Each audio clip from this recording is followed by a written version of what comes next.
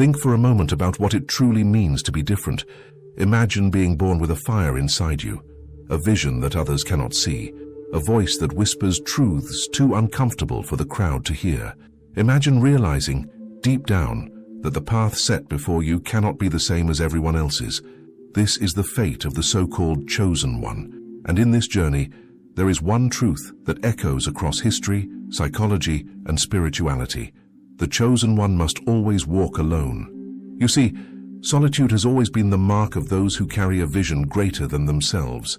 From prophets in the desert to philosophers in exile, from poets who wrote in obscurity to sages who meditated on mountaintops, the greatest transformations in human history were born not in the noise of the crowd, but in the silence of solitude.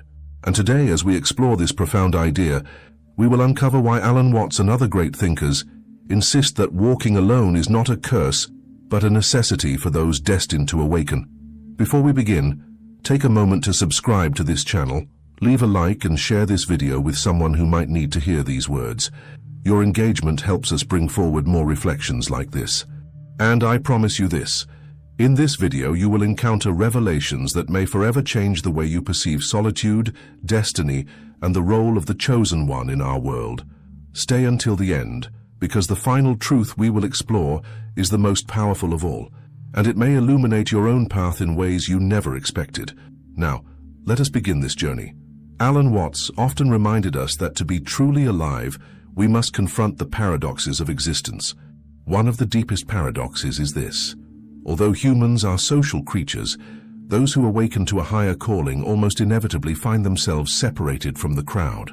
Why is that? Because awakening creates distance. To see clearly what others deny, to hear what others drown out with noise, and to live authentically when others choose comfort, this is to walk a lonely road. Think of Socrates, condemned for corrupting the youth simply because he dared to ask questions others refused to ask. Think of Buddha, who left the palace and the life of privilege behind to sit beneath a tree, utterly alone in search of truth. Think of Jesus, retreating to the desert for 40 days, confronting temptation in solitude. These are not stories of rejection. They are stories of transformation. For solitude strips away illusion and forces the chosen one to face reality without distraction. Alan Watts described this as the dance of opposites. He said that the one who awakens to the game of life suddenly realizes they can no longer play by the same rules as before.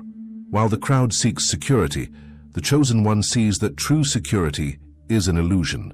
While others chase approval, the chosen one learns that authenticity demands breaking away from the herd. This separation is painful. It feels like exile, but in truth, it is liberation. And yet let us ask, why must this chosen one walk alone? Could they not share their insights immediately with the crowd? Could they not lead others directly into the light they have found? History shows us otherwise. Every revolutionary truth is first mocked, resisted, or ignored. Nietzsche said it clearly, and those who were seen dancing were thought to be insane by those who could not hear the music. The chosen one hears music that the masses cannot yet perceive, and so until the world is ready they must walk alone. But walking alone is not a punishment, it is preparation. The desert prepares the prophet. The silence prepares the poet. The solitude prepares the philosopher. In solitude, the chosen one learns resilience, inner strength and clarity of vision. They learn to live without the constant validation of others, to anchor their worth not in applause, but in authenticity. This is why Carl Jung insisted that individuation, the process of becoming who you truly are, cannot be done in the crowd. To individuate, you must step away, detach from the collective, and face the shadows within yourself. The crowd will always tempt you with belonging, but the chosen one learns that true belonging begins with oneself. So I ask you, have you ever felt that your path was not the same as those around you? Have you ever sensed that the things that satisfy others leave you empty? Have you ever felt, in the midst of friends, family, or colleagues, that a part of you was still profoundly alone? If so, perhaps you are beginning to understand the journey of the chosen one. Comment below and share your reflections, because your voice may resonate with someone else walking that same path of solitude. And this is only the beginning, because as we continue, we will uncover deeper truths. Why solitude is not only necessary but sacred, why loneliness hides within it, the seed of transformation, and why the chosen one who walks alone ultimately finds a power greater than any that can be found in the crowd. Stay with me, for the path we are uncovering is not just philosophy, it is the story of your life, your challenges, and your potential awakening. To understand why the chosen one must walk alone, we must first face an uncomfortable truth. The crowd is not ready for transformation. Human beings naturally resist change. We cling to the familiar, even if the familiar confines us, because it gives us the illusion of safety. Alan Watts once said that people would rather cling to their suffering than step into the uncertainty of freedom. The chosen one, however, does not have that luxury. They are thrust into awakening, sometimes against their will, and the path forward leaves no room for the old securities of the herd. This separation is what Joseph Campbell, the great mythologist, described as the hero's journey. In every great myth, the hero is called away from the ordinary world into the unknown. They are separated from their community, often cast out or forced to leave. Alone, they face trials and challenges that strip them of who they once were. This loneliness is not an accident. It is the very crucible that transforms them. Without isolation, there is no revelation. Without solitude, there is no awakening. But solitude is not just external separation. It is an inner confrontation. When you walk alone, you face yourself with no distractions. Think about it. How often do we hide from ourselves by filling our lives with noise, entertainment, conversations, endless busyness? We fear silence because silence reveals the truth. Alone you begin to hear the voice beneath the noise. Alone you face the shadows that you would rather keep hidden. And it is here, in this raw confrontation with the self, that the chosen one is shaped. Carl Jung explained this process as the integration of the shadow. He taught that every person carries within themselves a darkness, a reservoir of instincts, impulses, and truths we try to deny. But the chosen one cannot deny it. Walking alone, they are forced to meet their own shadow. This confrontation is terrifying, but it is also liberating. For in integrating the shadow, they discover a strength and wholeness that no external approval could ever provide. Let us pause here to reflect. What is it about solitude that frightens us so deeply? Why do we associate being alone with failure, rejection, or weakness? Perhaps it is because we live in a world that glorifies connection, social status, and constant validation. But the truth is that some of the greatest discoveries in human history were born in solitude. Isaac Newton, isolated during the plague, discovered the laws of gravity and motion. Leonardo da Vinci spent years working in obscurity, sketching his visions alone. Even Nikola Tesla, misunderstood and often ridiculed, pursued his genius without the comfort of the crowd. Solitude is not emptiness, it is fertile ground. And here lies the paradox. The chosen one's solitude is not loneliness in the ordinary sense. Loneliness is the craving for others. Solitude, however, is the presence of the self. It is a fullness, not a lack. Alan Watts described it beautifully. When you realize that you are not separate from the universe, you no longer feel alone, even when there is no one around. The chosen one walks alone externally, yes, but inwardly they discover a companionship with life itself, a connection so profound that it transcends the need for constant human presence. Still, this path is not without suffering. To walk alone is to feel misunderstood, judged, sometimes even betrayed. Friends may not understand why you no longer fit into their world. Family may see your path as rebellion. Society may label you as strange, difficult, or lost. Yet in truth, this alienation is a sign of growth. As the philosopher Søren Kierkegaard said, the crowd is untruth. To break from the crowd is to step closer to authenticity, even if it means being cast aside. But here is where the journey becomes transformative. When the chosen one embraces solitude, they discover clarity. Imagine the silence of a forest, the stillness of a mountain, the calm of a night sky. In these moments, the noise of the world fades, and what remains is the whisper of truth. Solitude sharpens perception. It allows the chosen one to see patterns and connections others overlook. It awakens intuition, creativity, and vision. What the crowd misses in the rush of noise, the chosen one perceives in the stillness of solitude. Now let me ask you, have you ever experienced a moment when being alone opened your eyes in a way nothing else could? Perhaps it was a quiet evening when you suddenly understood something about your life, or a long walk where your mind cleared and a solution emerged that had eluded you for months. Share these moments in the comments, because in doing so, you remind others that solitude is not a curse but a gift. The chosen one, then, is not condemned to solitude, they are called to it. Solitude is the training ground, the sacred initiation. It is here that they learn to carry visions too fragile for the crowd to hold, insights too disruptive for the world to yet accept. And while this path feels lonely, it is precisely this aloneness that prepares them for the role they must one day play in guiding others. In the next stage of our journey, we will dive even deeper. We will explore how solitude transforms from pain into power, from exile into enlightenment. We will uncover why those who resist loneliness will never taste true freedom, and why the chosen one's solitude is not just personal, but universal. For the one who walks alone eventually realizes they are never truly alone.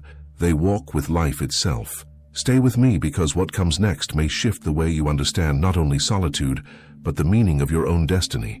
To walk alone is, at first, to suffer. The chosen one feels the sting of abandonment, the silence of empty rooms, the aching realization that few, if any, will ever truly understand them. Yet it is precisely in this desert of isolation that something remarkable begins to occur. The chosen one, stripped of distractions and illusions, begins to encounter the deepest dimensions of existence. Alan Watts spoke often of the illusion of separateness. He reminded us that we are not isolated fragments floating in a meaningless void, but expressions of the entire universe. Yet, paradoxically, the path to this realization usually begins with feeling completely alone. Why? Because only when you are stripped of external support do you learn to see the invisible connection between yourself and the whole of life. Solitude, then, becomes the doorway to a deeper unity. Think of the mystics across traditions. Rumi, the great Sufi poet, retreated into silence and emerged with verses that still ignite hearts centuries later. The Desert Fathers of early Christianity sought the emptiness of barren landscapes to touch the fullness of God. Hindu sages sat in caves for years, facing hunger and darkness, yet their eyes began to radiate with an inner light that came from beyond the self. Each of them walked alone, but in their aloneness, they discovered the eternal presence that can never abandon us. This is the paradox of the chosen one. Their solitude looks like exile from the outside, but within it becomes a sacred communion. The silence they endure transforms into a dialogue with the universe itself. The stillness that once felt suffocating becomes a womb of creativity and revelation. They realize that while people may leave, truth remains. While the crowd may mock, wisdom whispers. While the world may not understand, life itself embraces them. Carl Jung again offers us profound insight here. He said that those who look outside dream, but those who look inside awaken. The chosen one's solitude is precisely this, a turning inward so radical, so uncompromising, that it forces awakening. The world outside will always distract you with noise, trends, and expectations. Alone, the chosen one discovers the inner compass, the voice that cannot be silenced, the source of authentic direction. But this path is not for the faint of heart. The chosen one must endure nights of despair, moments of crushing doubt, even the temptation to abandon their calling altogether. Alone in the wilderness, even the greatest figures in history cried out for relief. Jesus, in the Garden of Gethsemane, prayed in anguish to let the cup pass from him. Buddha faced the torment of Mara beneath the Bodhi tree. Even the strongest among us have moments when the weight of solitude feels unbearable. Yet it is precisely in enduring these trials that the chosen one is transformed from ordinary to extraordinary. Consider this. A diamond is only created under immense pressure. A sword only becomes sharp when hammered and placed in fire. In the same way, solitude is the fire that tempers the chosen one. It burns away illusions, sharpens clarity, and reveals the unshakable core within. This is why Alan Watts often described life as a dance of opposites, joy and sorrow, connection and isolation, life and death. Without the fire of solitude, the chosen one could never shine with the brilliance they are meant to carry into the world. Let me ask you again, have you felt the fire of solitude? Have you endured nights when it seemed the silence was too heavy, only to emerge stronger the next day? If so, understand this. Those experiences were not meaningless. They were your initiation. They were the universe's way of preparing you for something greater. Share your reflections in the comments, because someone else walking through the same fire may need your words to keep going. There is another profound truth here. Solitude not only awakens clarity, but it also frees the chosen one from the chains of conformity. When you are alone, you are no longer performing for anyone. You no longer bend to the opinions of friends, family, or society. You stand face to face with yourself, and in that moment you discover what you truly value, what you truly believe, and who you truly are. This authenticity cannot be purchased. It cannot be faked. It can only be earned in the silence of solitude. The philosopher Friedrich Nietzsche expressed this with ferocity. He wrote of the Übermensch, the one who rises above the herd by creating their own values, their own meaning, their own destiny. But Nietzsche warned that such a path demands solitude. He who climbs upon the highest mountains laughs at all tragedies, real or imaginary, he said. Yet the climb to that mountain is one you must make alone. The laughter comes only after the tears, the clarity only after the confusion, the strength only after the suffering. Alan Watts echoed this truth in his reflections on the individual and society. He said that to become truly free, you must stop living for approval.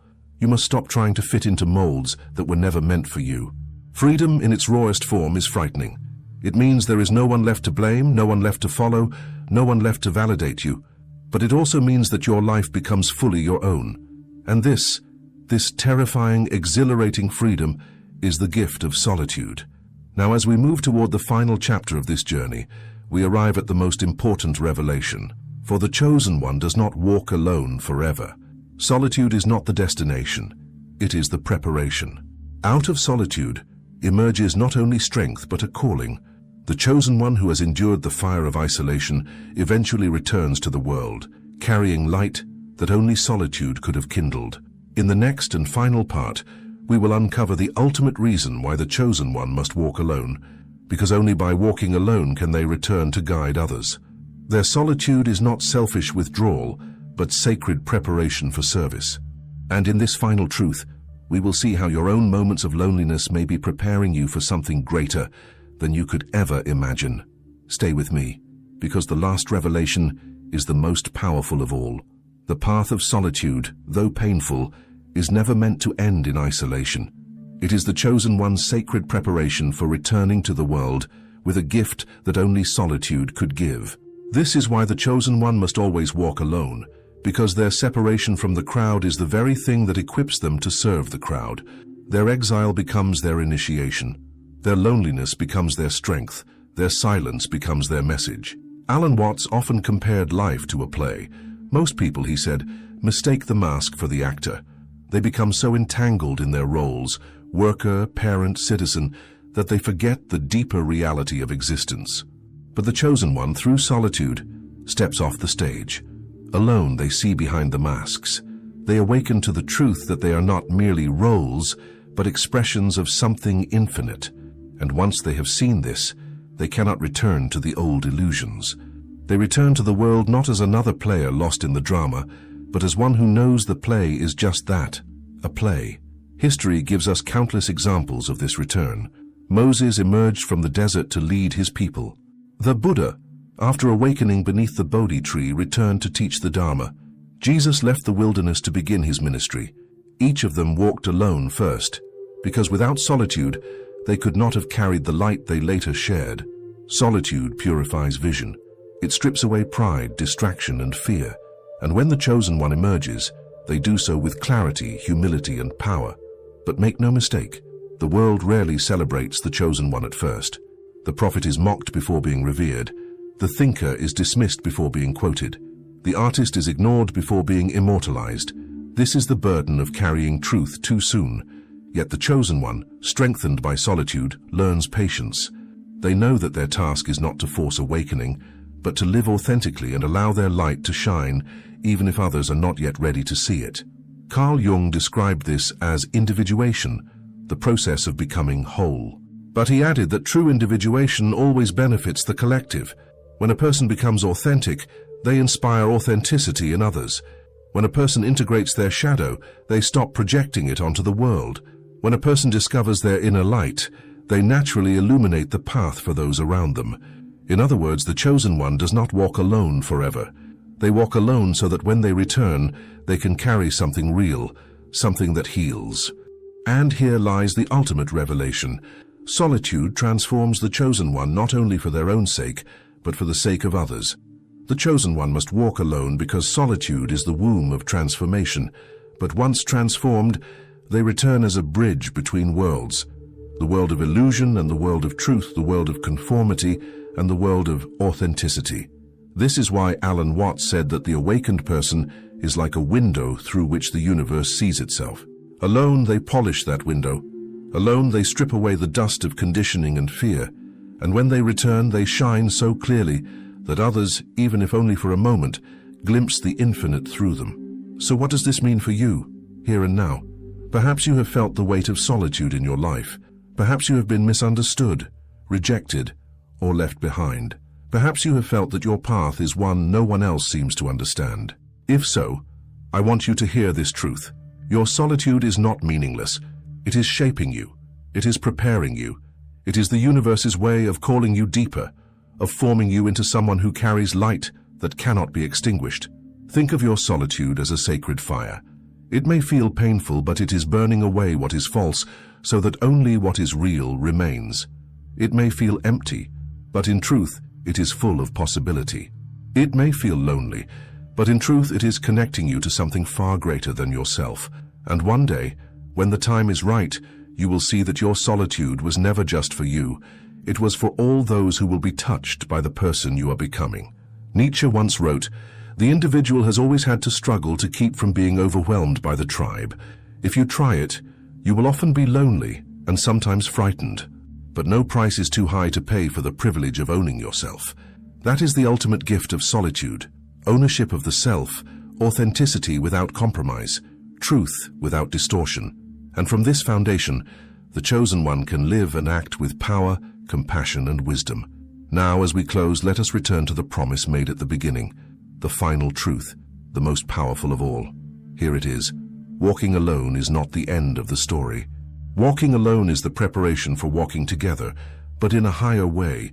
The chosen one must walk alone so that they can one day walk among others without losing themselves. They must face solitude so that they can teach others how to face it. They must endure loneliness so that they can show others that they are never truly alone. And so I ask you, how does this truth resonate with your own life? Have your moments of solitude shaped you in ways you did not expect? Could it be that the loneliness you feared is actually the beginning of your transformation? Share your reflections, because your voice may be the very light another person needs right now. Remember this: solitude is not exile, it is initiation. Loneliness is not emptiness, it is preparation. To walk alone is to be chosen, and to be chosen is to one day return with a gift that only solitude could give. So if you find yourself walking alone today, do not despair. You are being shaped, forged, and prepared. And when the time comes, the light you carry will shine in ways you cannot yet imagine. This is the destiny of the chosen one. This is why they must always walk alone. Thanks for looking.